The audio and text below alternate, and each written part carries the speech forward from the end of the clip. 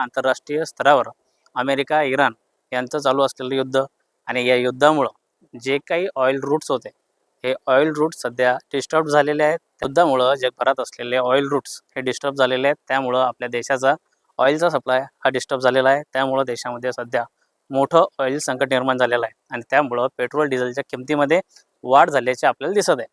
परंतु या गोष्टीचा आपल्या मार्केटवर मोठा परिणाम झालेला आहे आणि त्यातलाच एक महत्त्वाचा परिणाम म्हणजे जे काही आतापर्यंत ऑटो सेक्टर होतं, जे कार सेक्टर होतं, त्यामध्ये आतापर्यंत EVची जी बाईंग होती किंवा EVचे जे कस्टमर होते यांची संख्या कमी होती.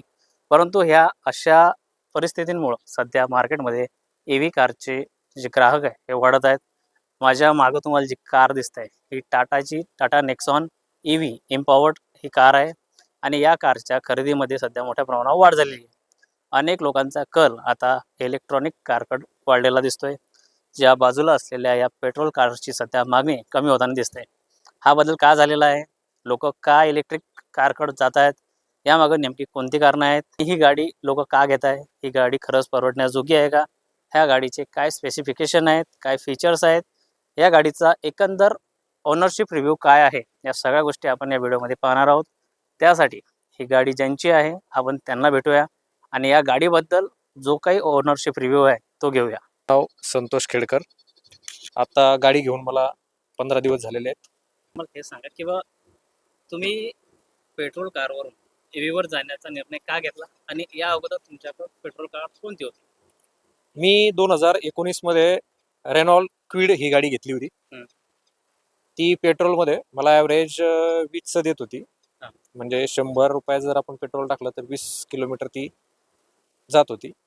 पण 10 वर्ष पूर्ण झाले तिला. त्याच्यामुळं असं झालं की ती गाडी एकदम खराब झाली. म्हणजे तिचं मेंटेनन्स कॉस्ट वाढली किंवा इतर गोष्टी वाढल्या. आणि सगळ्यात महत्त्वाचं म्हणजे जसं इराण युद्ध सुरू झालं त्यानंतर जी तुम्ही पाहू शकता पेट्रोलची परिस्थिती निर्माण झाली आपल्या देशामध्ये. आपल्या पंतप्रधानांनी सांगितलं की पेट्रोल तुम्ही जपून वापरा, बाकी सगळ्या गोष्टी आहेत. या सगळ्या गोष्टीचा विचार करून माझ्या मनात माझ्या मित्रांनी अगोदर EV कार घेतली होती. पंच EV घेतली होती त्यांनी, टाटा पंच EV. त्याच्यामध्ये त्यांनी म्हणजे त्यांनी सांगितलं की बाबा हे असे असे फीचर्स आहेत, त्या आपल्याला फायदा किती होतो. आणि आता मला कसं ऑफिसला जावं लागतं दररोज. माझं रनिंग 60 किलोमीटर जाणे, 60 किलोमीटर येणे, त्याच्या 120 किलोमीटर आपलं डेली जाणं येणे. जर एवढा किलोमीटर दररोज जात असेल तर मला दररोज खर्च जास्त 1000 रुपये ते 2000 रुपयापर्यंत मला खर्च यायचा त्या गाडीला.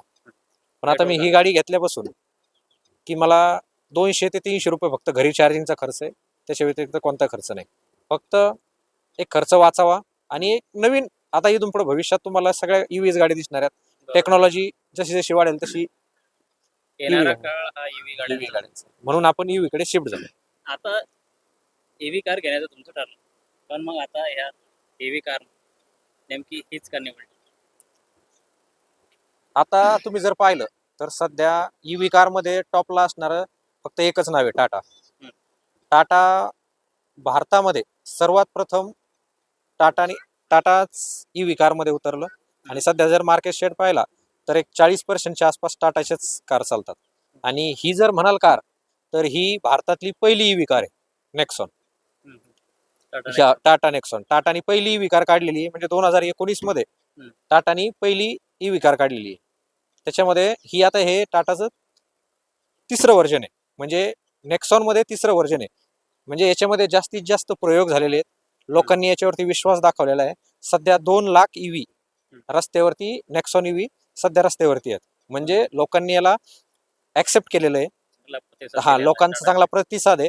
तुम्ही माझी पहिला प्रेफरन्स पंचला होता. कारण आपण सगळ्या गोष्टी जर पाहिल्या तर पंचमध्ये एवढे फीचर्स वगैरे बऱ्यापैकी होते. पण जी गाडीची कम्फर्ट लेवल आहे, गाडी आता ही कॉम्पॅक्ट SUV झाली आणि ती मायक्रो SUV झाली.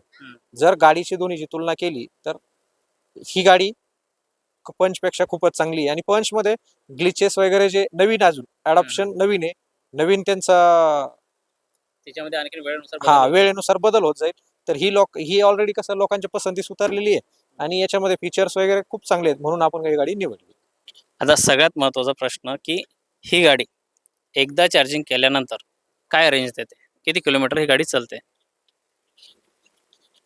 आता हा प्रश्न मुळात मी जेव्हा गाडी घेतली तेव्हापासून मला फक्त एकच प्रश्न विचारला जातो, मुळात रेंज किती देणार हा प्रश्न ह्या गाडीला लागूच होत नाही. म्हणजे कसं, तुमच्या चालवण्यावरती रेंजवर आहे. म्हणजे तुम्ही चालवता कशी.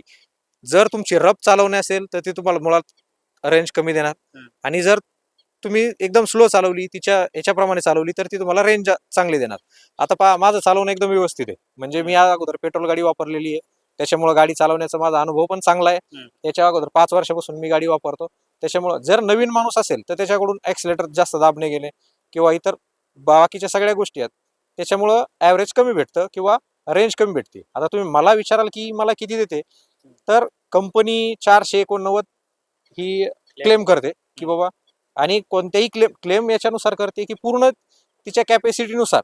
म्हणजे तुम्ही एसी लावला नाही किंवा इतर तुमची तिचं स्लो स्पीड असेल, 50-60चा स्पीड असेल, या सगळ्या गोष्टी मेंटेन ठेवल्यानंतर ती गाडी 489 देते. पण जर आपण आपल्या हिशोबाने ड्रायव्हिंग केली किंवा इतर गोष्टी केल्या तर मला ही सध्या 400+ रेंज देते. बरोबर. आता याच्यामध्ये ड्रायव्हिंगचे मोड पण आहेत, ते कोणते कोणते दिलेले आहेत? आता याच्यामध्ये कसं आहे, ड्रायव्हिंगचे 3 मोड दिलेले असतात. याच्यामध्ये पहिले आपल्याला इकॉनॉमी मोड आहे. म्हणजे जर तुम्हाला रेंज जास्तीत जास्त पाहिजे असेल आणि गाडी फक्त कमी पॉवर हे असेल, तर तुम्हाला इकॉनॉमी मोड आहे. त्यानंतर सिटी मोड आहे. जर तुम्ही सिटीमध्ये गाडी चालवत असाल किंवा तुम्हाला इकॉनॉमीपेक्षा थोडं जास्त पॉवर पाहिजे असेल, त्याच्यामध्ये इकॉनॉमीपेक्षा जास्त पॉवर, हो, वेळेवर पिकअप वगैरे लागणार आहे, जास्त पिकअप आहे, या सगळ्या गोष्टी जर पाहिलं तर सिटी मोड आहे. आणि जर तुम्हाला हेवी गाडी चालवायची, एकदम म्हणजे पूर्ण हायवे, समृद्धी महामार्ग आहे, त्यावरती तुम्हाला जो एकदम सुसाट गाडी चालवायची, तर त्यावेळेस तुम्हाला स्पोर्ट मोड आहे. पण तुम्ही स्पोर्ट मोड लावल्या तर तुम्हाला ही गाडी 300च्या कमीच ॲव्हरेज देणार, कारण तिचं पॉवर जास्त लागतो. जास्तीत जास्त पॉवर तुमचा गेला की ऑटोमॅटिक तुम्हाला रेंज पण कमी येते.